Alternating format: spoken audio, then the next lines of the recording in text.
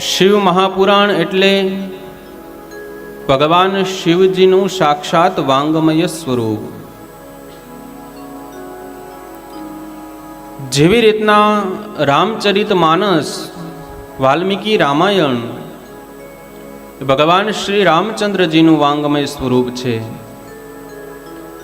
જેવી રીતના શ્રીમદ ભાગવત મહાપુરાણ ભગવાન બાલકૃષ્ણ તેનું વાંગમય સ્વરૂપ છે, તેવી જ રીતે શિવ મહાપુરાણ એ ભગવાન શિવજીનું વાંગમય સ્વરૂપ છે.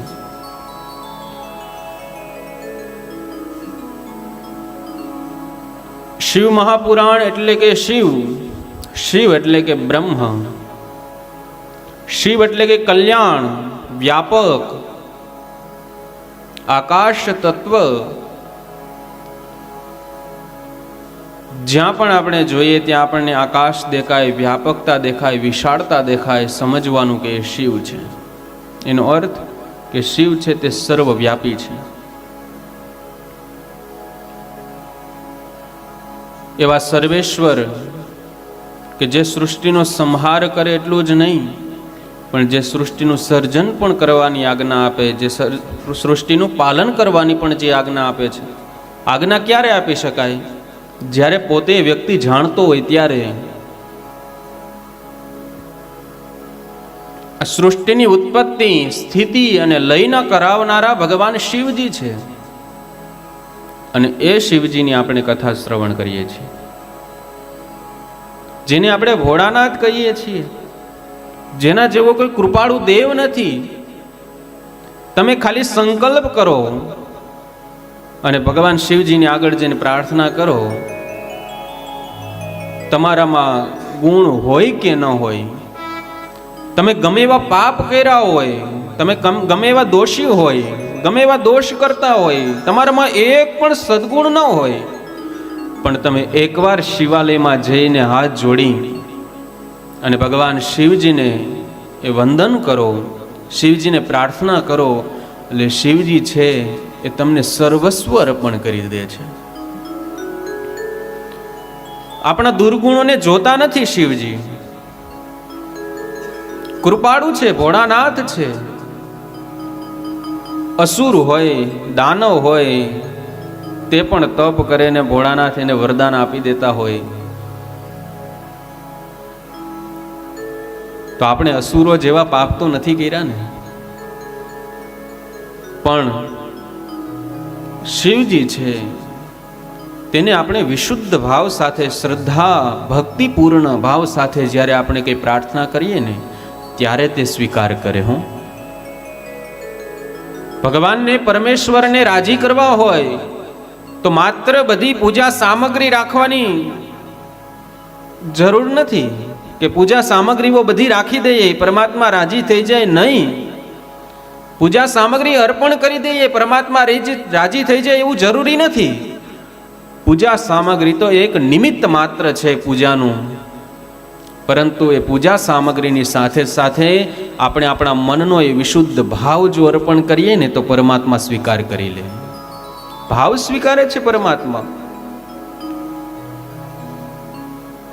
પૂજા સામગ્રી દ્વારા આપણે આપણો મનનો ભાવ અર્પણ કરીએ છીએ. હાથમાં પુષ્પ રાખીએ છીએ પરમાત્માનું ધ્યાન કરવા માટે, તો પુષ્પના સ્પર્શ દ્વારા આપણે ધ્યાન કરીએ છીએ કે આ પુષ્પમાં સુગંધ આપનારે શિવ કેવો હશે.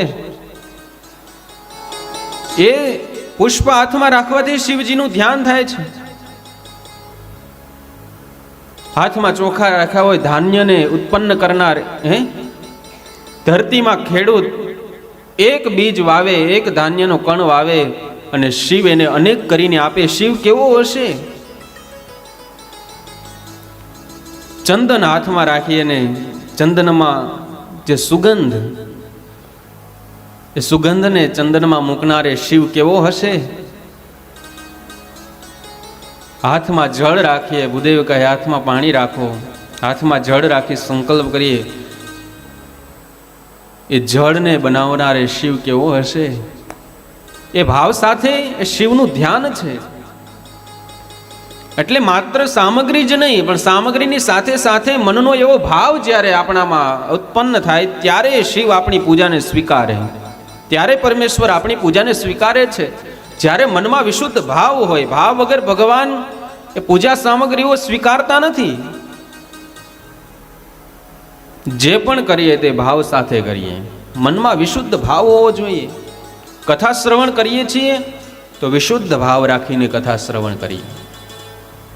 કથાના એ શ્લોક હોય, કથાના એ ચરિત્ર હોય, કથાનું એ સાર હોય, કથાનું એ તત્વજ્ઞાન હોય, એને યથાર્થ રીતે જો શ્રવણ કરીએ ને ત્યારે શિવ રાજી થાય, ત્યારે મહાદેવ રાજી થાય. પાપીમાં પાપી દુરાચારી વ્યક્તિ હોય એના ઉપર શિવ રાજી થતો હોય તો આપણે તો પરમાત્માના શિવજીના ભક્ત છીએ. આપણી તો શ્રદ્ધા જોડાયેલી છે શિવ સાથે. આપણે તો શિવજીનું નિત્ય અભિષેક કરીએ છીએ, પૂજન કરીએ છીએ, તો પરમાત્મા આપણા ઉપર કેમ રાજી ન થાય? ઘણાના પ્રશ્ન હોય કે અમે પૂજા તો કરીએ છીએ, અમે પરમાત્માનું પૂજન અર્ચન વિધિ વિધાન કરવામાં કંઈ બાકી નથી રાખતા, તો પણ અમારો મનનો ભાવ છે, અમારા સંકલ્પો છે એ પૂરા કેમ નથી થતા, અમારા જીવનમાં દુઃખ જ કેમ આવે છે?